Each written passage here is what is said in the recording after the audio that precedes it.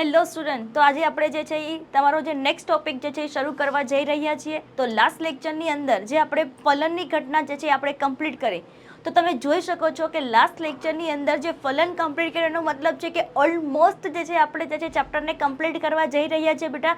તો ચેપ્ટરનું તમને નામ આપણને ખ્યાલ છે, સપુષ્પી વનસ્પતિઓમાં લિંગી પ્રજનન બેટા. અને લિંગી પ્રજનનની ઘટના આપણે સ્ટાર્ટિંગમાં જ જોઈ ગયા બેટા. એના માટે તમારે ફર્સ્ટ વિડીયો જે છે એ તમારે જોવો પડશે.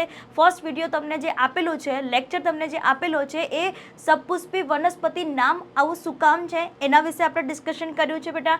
એની અંદર જે છે એ પુષ્પની રચના શું છે એના વિશે આપણે ડિસ્કસ કર્યું. જે તમને એનસીઈઆરટીની અંદર જે દ્વિલિંગી પુષ્પ આપેલું છે બેટા એના વિશેની માહિતી તમને આપેલી છે. ત્યારબાદ તમે સેકન્ડ લેક્ચર તમે જોશો તો સેકન્ડ લેક્ચરની અંદર મેં તમને જે છે એ લિંગી પ્રજનનની ઘટના વિશે માહિતી આપેલી છે. અને એના પછી જે છે મેં તમને કરાવેલું છે. એના પછીના લેક્ચરમાં તમે જોશો તો નર પુષ્પ જે છે એના વિશે માહિતી, કે જેની અંદર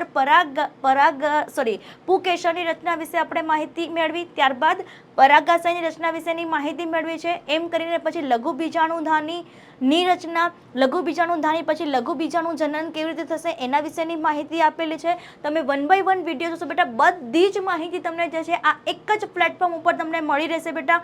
નેક્સ્ટ તમે જોશો તો સ્લાઇડની અંદર મેં તમને જે છે એ પરાગરજ જે છે એની રચના વિશે માહિતી કરેલી છે. અને પરાગરજ જે છે એનો વિકાસ થઈ અને નરજન્યુનું નિર્માણ કેવી રીતે થશે એના વિશેની પણ સંપૂર્ણ વિડીયો જે છે મેં તમને મૂકેલો છે બેટા. તો આ લેક્ચર જોતા પહેલા, આની પહેલાના મેં તમને જેટલા બી માહિતી આપેલી છે બધા જ વિડીયો જે છે બેટા એ જોઈ લેવાના રહેશે.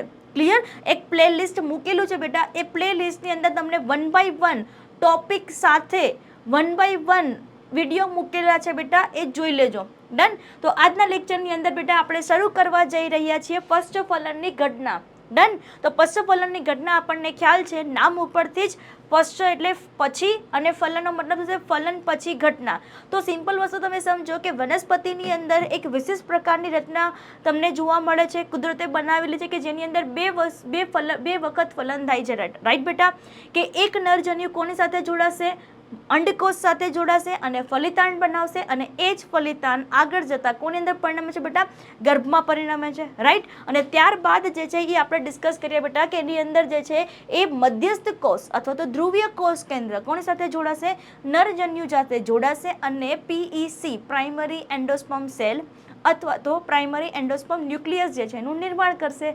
રાઈટ? તો આજના લેક્ચરની અંદર ફાઇનલી બેટા જે તમારો લાસ્ટ ટોપિક જે છે પશ્ચફલનની ઘટના એને આપણે શરૂ કરવા જઈ રહ્યા છીએ. તો હાલ તમે જોઈ શકો છો કે પશ્ચફલન ઘટનાની અંદર એક વખત ફલન થયા પછી કે કયા ભાગની અંદર કયા ફેરફારો થાય છે એના વિશે પહેલાં આપણે સંપૂર્ણ માહિતી મેળવી લઈએ. અને પછી આપણે એની અંદર બે ટોપિક સ્ટડી કરવાના છે બેટા. એક ભ્રૂણપોષ અને બીજું જે છે એ ભ્રૂણની રચના. બરાબર? ભ્રૂણની અંદર કેવી રીતે વિકાસ થાય છે એના વિશેની આપણે માહિતી મેળવવાની છે. ચલો ડન? શરૂ કરીએ છીએ બેટા. તો આજના લેક્ચરની અંદર પશ્ચફલન ઘટનાની અંદર પહેલી જ વસ્તુ તમને આપેલી છે બેટા PEN. PEN નું ફૂલ ફોર્મ શું છે? Primary endosperm nucleus. Primary endosperm nucleus, જે કઈ કન્ડિશનમાં આપણને જોવા મળશે બેટા? 3 કન્ડિશનમાં જોવા મળશે. કઈ કન્ડિશનમાં જોવા મળશે બેટા? 3 કન્ડિશનમાં જોવા મળશે. ક્લિયર? ચલો આગળ ડિસ્કસ કરીએ બેટા. નેક્સ્ટ તમે અહીંયા જોઈ શકો છો કે 3 જે છે એટલે કે PEN નું રૂપાંતર કોની અંદર થશે? ભ્રૂણપોષમાં. ક્લિયર બેટા? ત્યારબાદ તમને ક્વેશ્ચન પૂછે કે ફલિતાંડનું રૂપાંતર કોની અંદર થશે બેટા? ભ્રૂણમાં થશે. ઓકે, ચલો નેક્સ્ટ આપણે જોઈએ બેટા અંડાશય અથવા તો બીજાશયનું નિર્માણ કોની અંદર થશે બેટા? ફળની અંદર થશે. ત્યારબાદ બીજાશય દિવાલ ફલાવરણમાં નિર્માણ પામશે. નેક્સ્ટ તમને આપેલું છે બેટા, જોઈ અંડકનું રૂપાંતર કોની અંદર થશે બેટા? બીજમાં થશે. અને લાસ્ટ જે છે કે જે અંડકાવરણ જે છે એનું રૂપાંતર થશે બીજાવરણમાં. હજી એ રિપીટ કરું છું બેટા, શાંતિથી સમજો કે તમને આખું લિસ્ટિંગ આપેલું છે કે PEN પ્રાઇમરી એન્ડોસ્પર્મ ન્યુક્લિયસ ભ્રૂણપોષમાં રૂપાંતર થશે. ફલિતાંડનું રૂપાંતર કોની થશે બેટા? ભ્રૂણમાં થશે. અંડાશયનું નિર્માણ ફળમાં, બીજાશય દિવાલ ફલાવરણમાં, અંડક બીજમાં પરિણમશે અને અંડકાવરણ બીજાવરણમાં પરિણમશે. બેટા આમાંથી આપણે જે ડિટેલમાં લેક્ચર મેં અભ્યાસ કરવાનો છે બેટા એ કોના વિશે માહિતી મેળવવાની છે બેટા? ભ્રૂણપોષ. રાઈટ? કોના વિશે માહિતી મેળવશું બેટા? ભ્રૂણપોષ વિશે માહિતી મેળવશું. અને ત્યારબાદ જે છે એ આપણે જે છે એ ભ્રૂણ જે છે એના તરફ આપણે જઈશું. તો શરૂ કરીએ છીએ બેટા. તો નેક્સ્ટ તમને આપેલું છે બેટા ભ્રૂણપોષ. ચલો એક જ મિનિટ બેટા. Okay fine.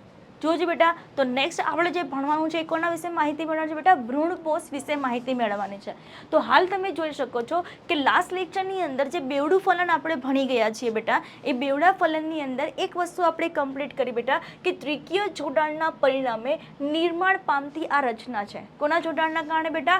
ત્રિકીય જોડાણના કારણે. તો એ ત્રિકીય જોડાણ એટલે કઈ વસ્તુ? તો હજી એક વખત રિપીટ કરું છું બેટા કે જેની અંદર તમારે પહેલી વસ્તુ યાદ રાખવાનું છે કે મધ્યસ્થ કોષ અને પ્લસ નરજન્યુ જોડાઈને બેટા શું બનાવશે? તો કે PEC પ્રાઇમરી એન્ડોસ્પર્મ સેલ, અને એની અંદર આપણને એક જ કોષ કેન્દ્ર જોવા મળશે બેટા. એટલે આ એના પરિણામે ઉત્પન્ન થતી અથવા તો નિર્માણ પામતી રચના છે જેને કહેવામાં આવે છે ભ્રૂણપોષ. ડન બેટા. અને જોઈ શકો છો કે તમે એની અંદર જે છે કેવી રીતના જોવા મળે છે બેટા? ભ્રૂણપોટના મધ્યસ્થ કોષમાંથી. તમે કીધું ને ક્યાંથી બેટા? ભ્રૂણપોટના મધ્યસ્થ કોષમાંથી નિર્માણ પામતી રચના છે. સામાન્ય રીતે કેવી પેશી છે બેટા? સામાન્ય રીતે ત્રિકીય પેશી છે. કેવી રીતે? તો હાલ આપણને ખ્યાલ છે કે જે મધ્યસ્થ કોષ જે છે એની અંદર આપણને જોવા મળશે N+N. નરજન્યુ જે છે એ આપણને જોવા મળશે બેટા N. તો અહીંયા જે નિર્માણ પામતી રચના જે છે એ કેવી રીતના જોવા મળે છે બેટા? 3N જોવા મળે છે. એટલા માટે અહીંયા શું લખેલું છે કે સામાન્ય રીતે ભ્રૂણપોષ જે છે એ કેવી રીતના છે બેટા? ત્રિકીય પેશી રચના છે. કેવી રીતના છે બેટા? ત્રિકીય પેશી. કારણ કે આપણને ખ્યાલ છે કોષોનો સમૂહ ભેગા મળી અને કઈ રચના કરશે બેટા? પેશીની રચના કરશે. ડન બેટા. તો નેક્સ્ટ આપણે જોઈએ બેટા તો આ પેશીના કોષો સંચિત ખોરાકથી ભરપૂર છે, સમૃદ્ધ છે. શા માટે આવું કીધેલું છે બેટા? તો આપણને ખ્યાલ છે કે ભ્રૂણપોષ જે છે એ આગળ જતા કોને? તો કે વિકસતા ભ્રૂણને પોષણ આપવાનું કાર્ય કરે છે. કોનું કાર્ય કરે છે બેટા? વિકસતા ભ્રૂણને પોષણ આપવાનું કાર્ય કરે છે. એટલા માટે આ ભ્રૂણપોષ બેટા એવી રચના છે કે જેની અંદર ભરપૂર માત્રામાં શું જોવા મળે છે આપણને? ખોરાક જે છે એ જોવા મળે છે સમૃદ્ધ રીતે. રાઈટ. સંચયના સ્વરૂપે. સંચયનો મતલબ શું છે? સંગ્રહ સ્વરૂપે જોવા મળે છે. ડન.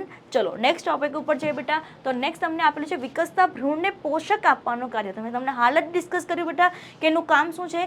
વિકસતા ભ્રૂણને પોષણ આપવાનું કાર્ય કરે છે.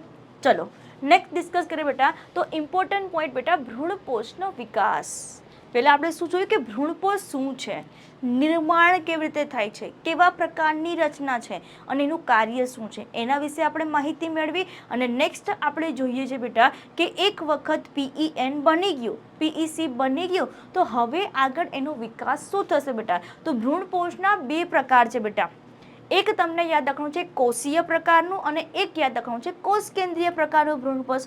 ચલો એને આપણે સમજવાની ટ્રાય કરીએ છીએ બેટા. તો નેક્સ્ટ તમને જે આપેલું છે એ છે મુક્ત કોષ કેન્દ્રીય ભ્રૂણપોષ. તો એક વસ્તુ તમે સમજો શા માટે આને મુક્ત કોષ કેન્દ્રીય ભ્રૂણપોષ નામ આપેલું છે? તો એવું સમજો બેટા, માની લો કે આપણી પાસે આ PEN છે, પ્રાઇમરી એન્ડોસ્પર્મ સેલ, અને એની અંદર આવેલું ન્યુક્લિયસ એટલે કે કોષ કેન્દ્ર. ઇમ્પોર્ટન્ટ પોઈન્ટ બેટા કે આ જે કોષ જે છે એ આગળ જતા જે છે એની અંદર શું જોવા મળશે બેટા? કોષ વિભાજન જોવા મળશે. પણ કેવા પ્રકારનું બેટા? મુક્ત કોષ કેન્દ્ર વિભાજન આપણને જોવા મળશે બેટા. શું જોવા મળશે બેટા? મુક્ત કોષ કેન્દ્ર વિભાજન જોવા મળશે. બટ મોસ્ટ ઇમ્પોર્ટન્ટ પોઈન્ટ બેટા કે આની અંદર જે છે એ કોષરસ વિભાજન થતું નથી. શું નથી થતું બેટા? કોષરસ વિભાજન જે છે એ આપણને જોવા મળશે નહીં. તો આગળ જતા જે નિર્માણ પામતી રચના જે છે બેટા, જોજો આગળ જતા જે નિર્માણ પામતી રચના જે છે એની અંદર આપણને શું જોવા મળશે બેટા? તો કે ઘણા બધા જે છે એ કોષ કેન્દ્ર જે છે એનું નિર્માણ થતું જોવા મળશે. શું યાદ રાખવાનું છે બેટા? ઘણા બધા જે છે એ કોષ કેન્દ્ર જે છે એનું નિર્માણ થતું જોવા મળે છે. એના માટે નામ જ શું આપેલું છે બેટા? મુક્ત કોષ કેન્દ્રીય ભ્રૂણપોષ. રાઈટ. ચલો તો ઇમ્પોર્ટન્ટ પોઈન્ટ કે આ પ્રકારની રચના તમને કોની અંદર જોવા મળશે? તો ઇમ્પોર્ટન્ટ પોઈન્ટ તમે કોષ ચક્ર અને કોષ વિભાજન ચેપ્ટર નંબર તમારું 10 સ્ટાન્ડર્ડ 11 બેટા એની અંદર તમે ભણી ગયા છો કે માની લો કે કોષ જે છે એની અંદર કોષ કેન્દ્ર વિભાજન કન્ટિન્યુઅસ થયા કરે પણ કોષ રસ વિભાજન ન થાય તો એના માટે તમે નાળિયેરનું પાણી જે છે એની અંદર તમે ભણી ગયા છો બેટા.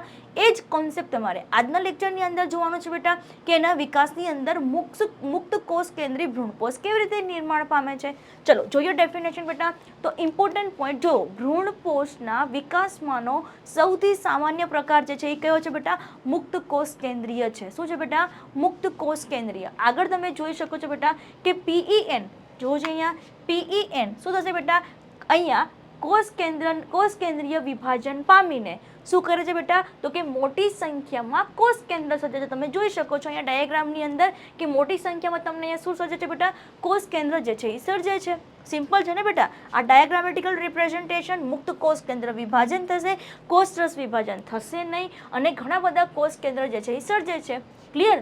ચલો તો આગળ ડિસ્કસ કરીએ બેટા. નેક્સ્ટ તમને જે પ્રકાર આપેલો છે એ છે કોષીય ભ્રૂણકોષ.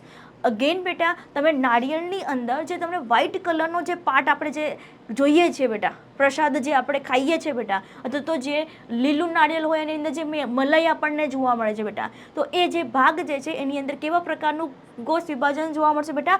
કોષીય પ્રકારનું જે છે. અને એ જે ખાઈએ છીએ આપણે એ કોષીય ભ્રૂણકોષ ખાઈએ છીએ. અને જે આપણે નાળિયેર પાણી પીએ છીએ બેટા એ શું છે? મુક્ત કોષ કેન્દ્રીય છે. કેવું છે બેટા? મુક્ત કોષ કેન્દ્રીય છે. ચલો જોવો છે બેટા. તો ઇમ્પોર્ટન્ટ પોઈન્ટ કે PEN વારંવાર કોષ કેન્દ્રીય વિભાજન પામે છે. સેમ કોન્સેપ્ટ તમારે યાદ રાખવાનું છે. અગેન જુઓ બેટા કે તમારી પાસે આ એક કોષ છે જેની અંદર વચ્ચે શું આવેલું છે બેટા? કોષ કેન્દ્ર, જેને આપણે નામ આપીએ છીએ PEN બેટા. શું નામ આપીએ છીએ બેટા?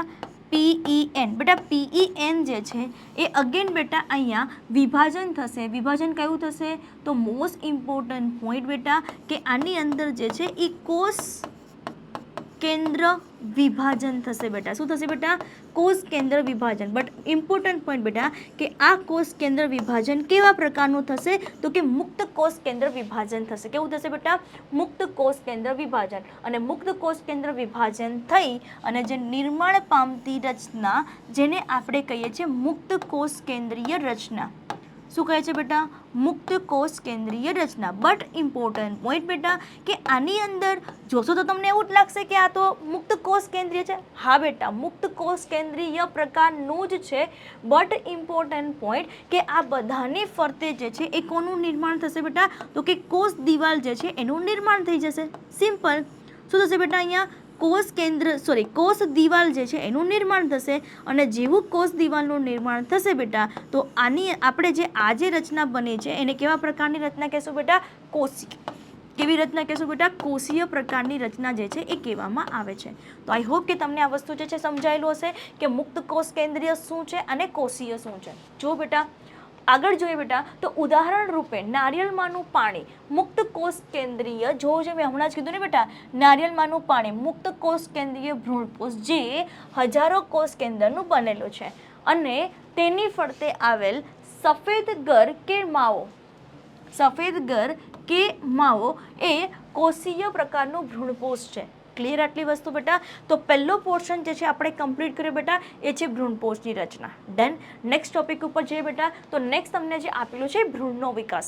શાંતિથી સમજો બેટા કે ભ્રૂણનો વિકાસ જે છે તમને NCERTમાં થોડીક ઓછી માહિતી આપેલી છે પણ તમે પ્રીવિયસ યરના નીટના ક્વેશ્ચન જશો બેટા તો એની અંદર જે છે તમને પૂછાયેલા ક્વેશ્ચન જે છે એનો પણ આની અંદર ઇન્ક્લુડ હું તમને કહીશ કે કયા ક્વેશ્ચન જે છે એ પૂછાયેલા છે.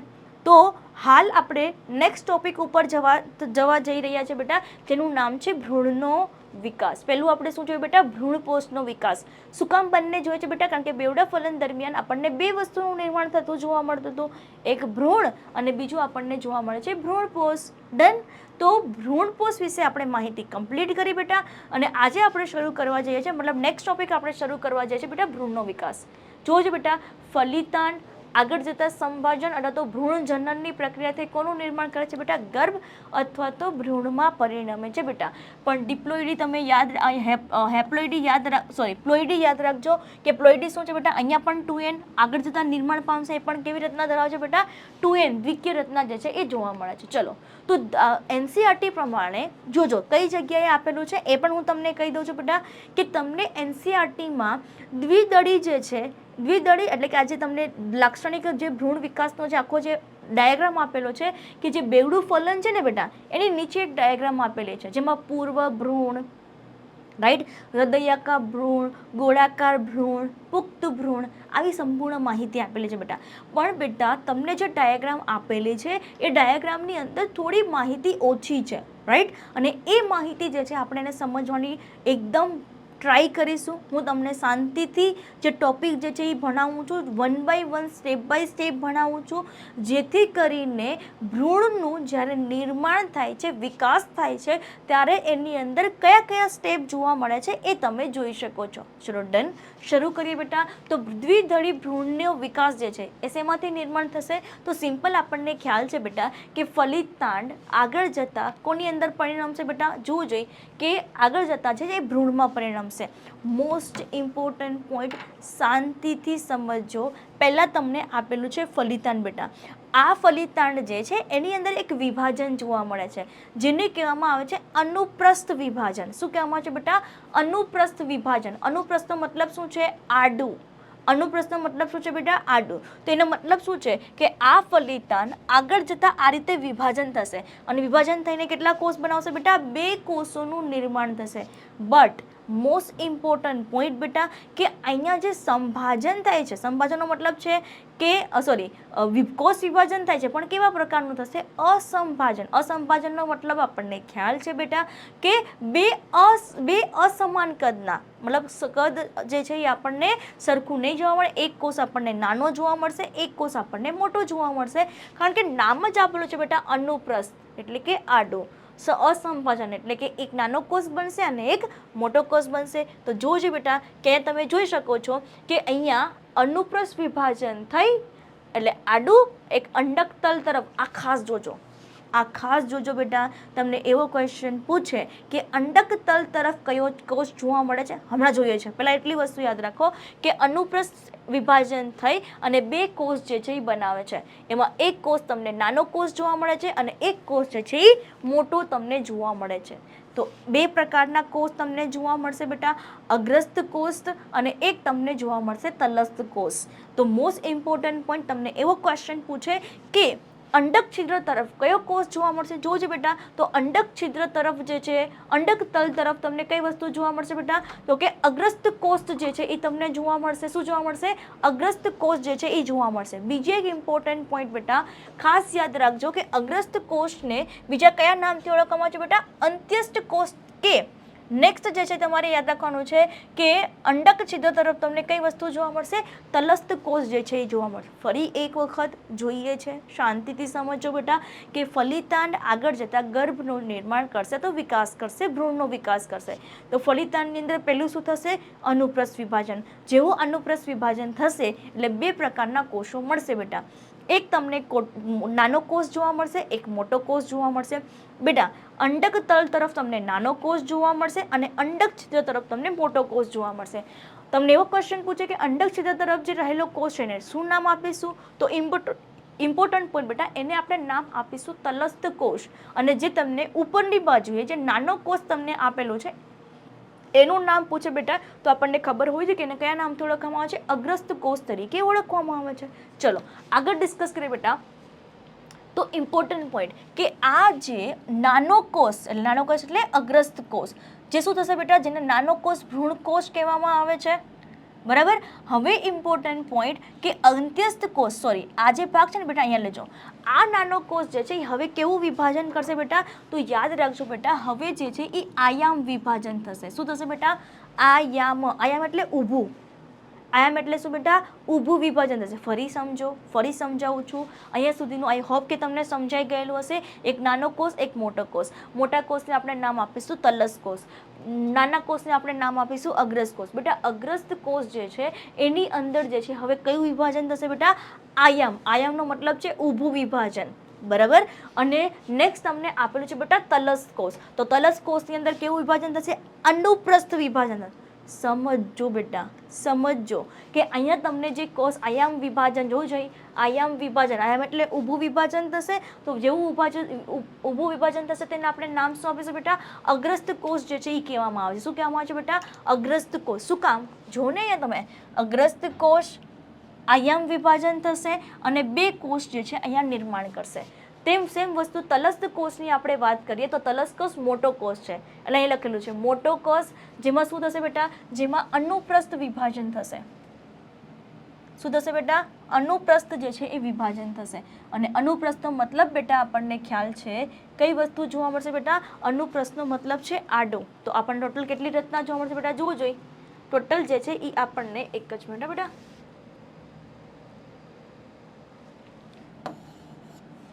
કે આગળ જતા જે છે એ આપણને કઈ વસ્તુ જોવા મળશે? 4 કોષીય રચના જોવા મળશે બેટા. જોવું જોઈએ. તલસ્થ કોષ, અનુપ્રસ્થ વિભાજન, અહીંયા 2 તલસ્થ કોષ તમને જોવા મળશે બેટા. ડન. ચલો, તો આ રીતે જે છે આજે 4 કોષીય રચના બને, 4 કોષીય અવસ્થા બને એને શું કહેવામાં આવે છે બેટા? પૂર્વ ભ્રૂણ કહેવામાં આવે છે. શું કહેવામાં આવે છે? પૂર્વ ભ્રૂણ. તમારી એનસીઈઆરટી બેટા તમને આપે છે ગોળાકાર ભ્રૂણ, હૃદયકા ભ્રૂણ અને પછી આપેલું છે ભ્રૂણ, પુખ્ત ભ્રૂણ આપેલું છે. સમજો કે આ જે 4 કોષીય રચના બની એને શું કહેવામાં આવે છે? પૂર્વ ભ્રૂણ તરીકે ઓળખવામાં આવે છે. કોના તરીકે ઓળખવામાં આવે છે બેટા? પૂર્વ ભ્રૂણ તરીકે ઓળખવામાં આવે છે. જોયું છે બેટા. ત્યારબાદ અહીંયા તમે જોશો તો મોસ્ટ ઇમ્પોર્ટન્ટ પોઈન્ટ શાંતિથી સમજો બેટા. કેટલા કોષ બન્યા અહીંયા? 2 કોષ બન્યા. આ 2 કોષમાંથી જે વચ્ચેનો કોષ જે છે એની અંદર વારંવાર અનુપ્રસ્થ વિભાજન થશે. વારંવાર કઈ ઘટના થશે બેટા? અનુપ્રસ્થ વિભાજન થશે. જ્યારે અંડક છિદ્ર તરફ આવેલો કોષ જે છે એ હવે વિભાજન થશે નહીં. ફરીથી સમજો બેટા, ફરીથી સમજો કે અહીંયા તમને જે છે એ અગ્રસ્થ કોષ વિશે માહિતી આપેલી છે. ત્યારબાદ તમને આપેલી છે તલસ્થ કોષ. જે નીચેનો કોષ જે છે એ હવે વિભાજન થશે નહીં. વચ્ચેનો જે કોષ જે છે એ કન્ટિન્યુઅસ શું થયા કરશે બેટા? કોષ વિભાજનની પ્રક્રિયા થયા કરશે. કેવા પ્રકારનું વિભાજન? અનુપ્રસ્થ પ્રકારનું. બરાબર. તો વારંવાર અનુપ્રસ્થ રચના થઈ એટલે 20 થી 25 કોષોની એક રચના બનાવે છે, તંતુ જેવી રચના બનાવે છે બેટા, જેને કહેવામાં આવે છે નિલંબ. હમણાં જોઈએ છે બેટા, જુઓ જોઈએ કે આની અંદર કઈ વસ્તુ આપણને જુઓ, નીચેનો કોષ જે છે અહીંયા વિભાજન થશે નહીં એટલે અહીંયા સુધીનું તમારે જોવાનું. જો અહીંયા સુધીનું આ જે રચના બની ને બેટા, આ ભાગ, આ જે રચના બની ને 1 2 3 4 5 6 7 8 9 10 11, બરાબર. તો ટોટલ તમને પૂછે કેટલા કોષો આપણને મળશે બેટા? તો કે 20 થી 25 કોષોની રચના, બનેલી રચના તમને જોવા મળશે, તંતુ જેવી રચના. તો હમણાં હું તમને આખું તંતુ બી બતાવું છું જેથી કરીને તમને આઈડિયા રહે. આ તો મેં એટલા માટે બતાવેલું છે કે કારણ કે અહીંયા તમે જુઓ કે તમને આવી રીતે રચના જોવા મળે છે. તેની અંદર કેવું વિભાજન થશે? અનુપ્રસ્થ વિભાજન થશે. અનુપ્રસ્થનો મતલબ આડું.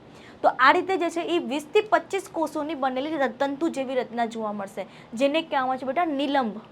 શું કહેવામાં આવે છે બેટા? નિલંબ કહેવામાં આવે છે. સસ્પેન્સર કહેવામાં આવે છે. આ ક્વેશ્ચન પૂછાયેલો છે બેટા કે નિલંબ કોને કહેવામાં આવે છે, સસ્પેન્સર કોને કહેવામાં આવે છે. ક્લિયર બેટા. અને બીજી એક ઇમ્પોર્ટન્ટ પોઈન્ટ શાંતિથી સમજજો. અગ્રસ્થ કોષ સાથે જે સંકળાયેલો કોષ છે એટલે આ કોષ, અગ્રસ્થ કોષ સાથે, આ અગ્રસ્થ કોષ એની સાથે પહેલો જે કોષ સંકળાયેલો છે બેટા, એ કોષને શું કહેવામાં આવે છે? અધોવર્ધક કોષ કહેવામાં આવે છે બેટા. શું કહેવામાં આવે છે? અધોવર્ધક કોષ કહેવામાં આવે છે. જોવો છે બેટા, જો શું આપેલું છે બેટા કે આ જે અગ્રસ્ત કોષોમાંથી વિકસતો ગર્ભ ભ્રૂણપૂટના મધ્ય પ્રદેશ તરફ ધકેલાય છે અને ત્યાં તેના પોષણ માટે શું પ્રાપ્ત કરે છે બેટા? ભ્રૂણપોષ જે છે એ પ્રાપ્ત થાય છે. એટલે અગ્રસ્ત કોષોમાંથી જે વિકસતો ગર્ભ જે છે કોના તરફ ધકેલાશે બેટા? ભ્રૂણપૂટ તરફ ધકેલાશે. કોના તરફ ધકેલાશે બેટા? ભ્રૂણપૂટ તરફ ધકેલાશે. શું કામ? કારણ કે વિકસતા ભ્રૂણને પોષણ તો મળવું જોઈએ ને બેટા. તો એ પોષણ મેળવવા માટે કોની પાસે જવું પડશે? ઓબ્વિયસલી ભ્રૂણપોષ પાસે જવું પડશે બેટા. એટલા માટે અહીંયા કોષ જે છે એ કોના તરફ ખસતો જોવા મળે છે બેટા? ભ્રૂણપોષ તરફ ખસતો જોવા મળે છે. ચલો આગળ ડિસ્કસ કરીએ બેટા. તો ઇમ્પોર્ટન્ટ પોઈન્ટ જુઓ, મેં તમને પહેલા જે કીધું ને સેમ વસ્તુમાં અહીંયા કીધેલું છે કે અહીંયા તમે જોશો તો નિલંબ જેવી તંતુની રચના જોવા મળે છે. અને ઇમ્પોર્ટન્ટ પોઈન્ટ ખાસ યાદ રાખજો બેટા કે નિલંબનો અગ્રસ્થ કોષ એટલે આ કોષ, બરાબર, નિલંબનો અગ્રસ્થ કોષ સાથે સંપર્કમાં રહેલો કોષ એટલે આ કોષ બેટા, જેને શું કહેવામાં આવે છે બેટા? જેને કહેવામાં આવે છે અધોવર્ધક કોષ. જોવું જોઈએ બેટા, જેને શું કહેવામાં આવે છે? અધોવર્ધક કોષ. બીજી વસ્તુ તમે જો હમણાં એનિમેશન જોયું હોય ને બેટા શાંતિથી, બરાબર, તો મેં કંઈક આવું કર્યું. પહેલાં કંઈક આવા પ્રકારનું હતું. શું કામ? કારણ કે યાદ કરો કે બે પ્રકારના કોષ તમને જોવા મળતા હતા. પછી આની અંદર જે છે એ કેવું વિભાજન થશે બેટા? જે પહેલું વિભાજન જે થયેલું છે ને, તો પહેલું વિભાજન કેવું થયેલું હતું? યાદ કરો, પહેલું વિભાજન કેવું થયેલું હતું?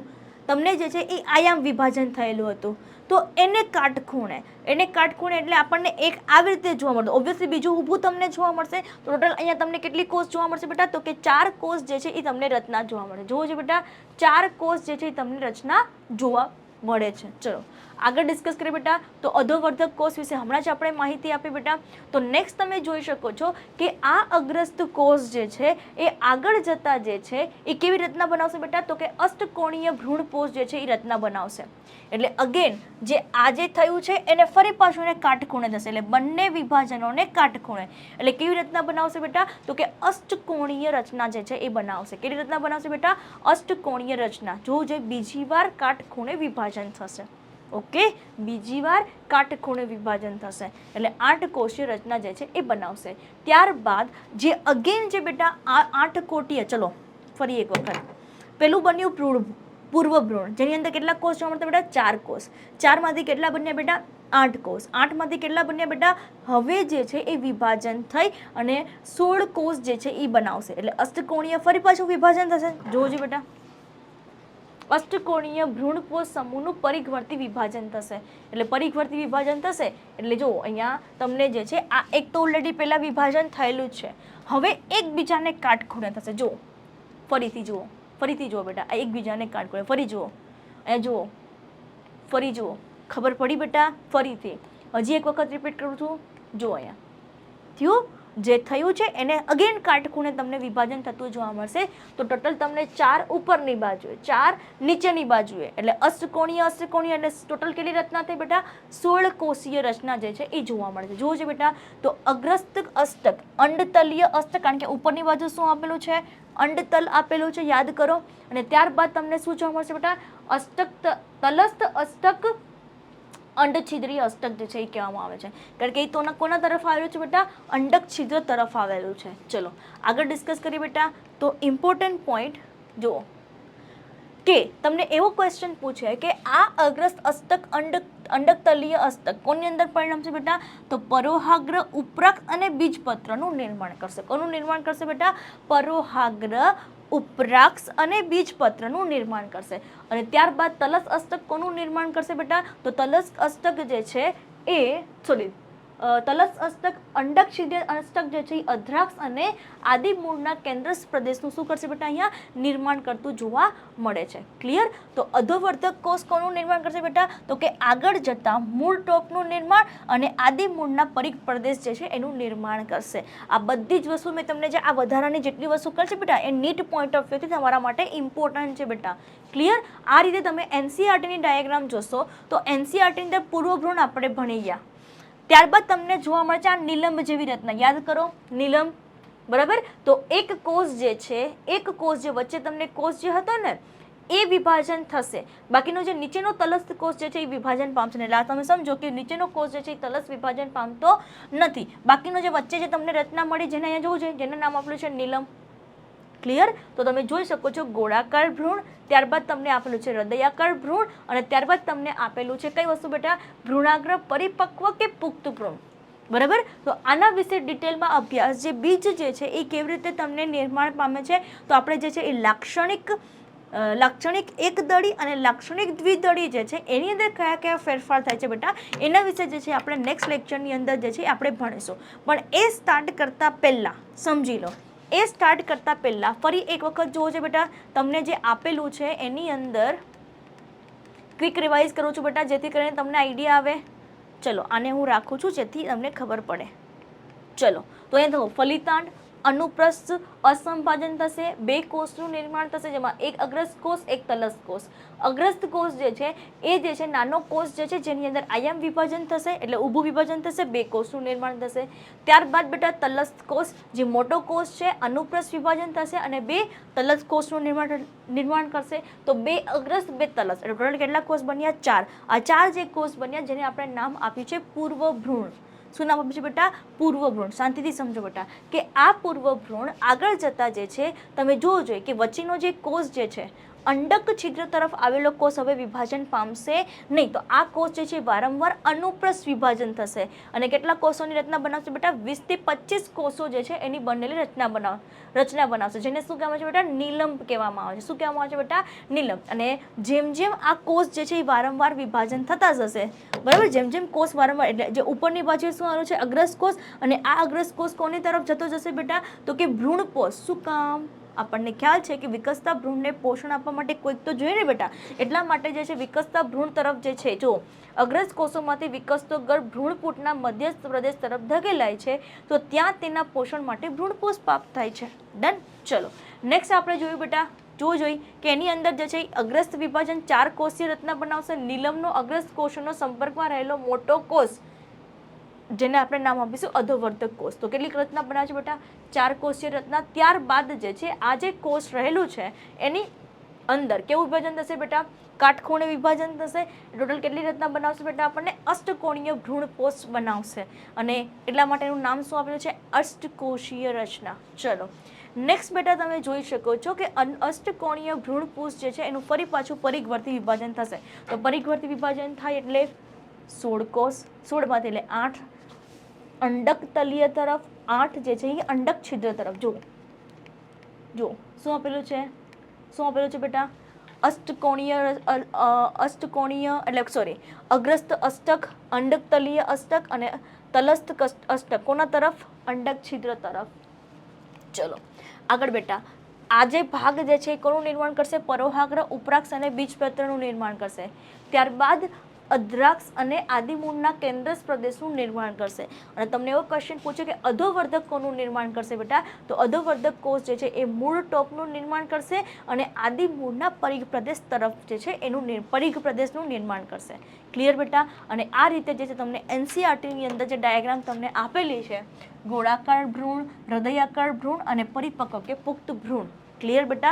બાકીની બધી વસ્તુ જે છે એ તમને જે એનસીઈઆરટીમાં આપેલી છે બેટા, એક આપણા 2 ટોપિક બાકી રહેશે બેટા, એક બીજ અને એક તમારું બાકી રહેશે ફળ. અને ત્યારબાદ જે છે એક નાનો એવું પોર્શન તમને આપેલું છે અસંયોગી જનન અને બહુભ્રૂણતા. આ બંને ટોપિક કમ્પ્લીટ કરી અને આ ચેપ્ટર જે છે આપણે કમ્પ્લીટ કરીશું બેટા. Thank you so much.